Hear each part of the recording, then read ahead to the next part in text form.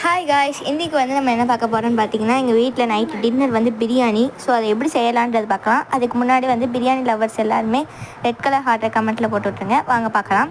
இன்றைக்கி ஃபஸ்ட்டு வந்து எண்ணெய், நெய், பட்டை, கிராம்பு, ஏலக்காய், பிரியாணி இலை இதெல்லாம் போட்டு ஃபஸ்ட்டு நான் மிக்ஸ் பண்ணி விட்டுட்டு, அதுக்கப்புறமா வெங்காயம் சேர்த்துக்கோங்க. அதுக்கப்புறமா பச்சை மிளகா, அதுக்கப்புறம் வத்தத்தூள், இஞ்சி பூண்டு பேஸ்ட் இதெல்லாம் போட்டும் நல்லா மிக்ஸ் பண்ணி விட்ருங்க. அந்த வெங்காயம் வந்து நல்லா வதங்கணும். நல்லா அப்படி அந்த வத்தத்தூள்லாம் போட்டு மிக்ஸ் பண்ணதுக்கப்புறமா தக்காளி தேவையான தக்காளி சேர்த்து அதையுமே வந்து நல்லா மிக்ஸ் பண்ணி விட்டுக்கோங்க.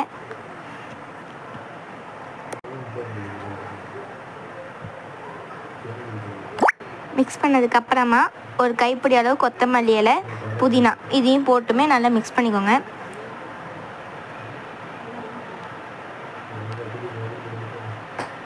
அதுக்கப்புறமா இந்த சைடில் பார்த்திங்கன்னா வேக வச்ச கறி இருக்குது, அதையுமே வந்து நம்ம சேர்த்துக்கலாம்.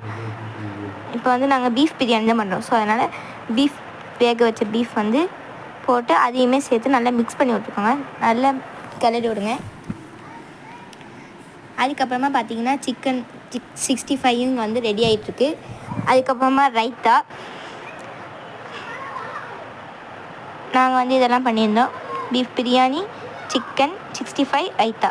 அதுக்கப்புறமா பிரியாணியுமே தம்லேருந்து எடுத்தாச்சு.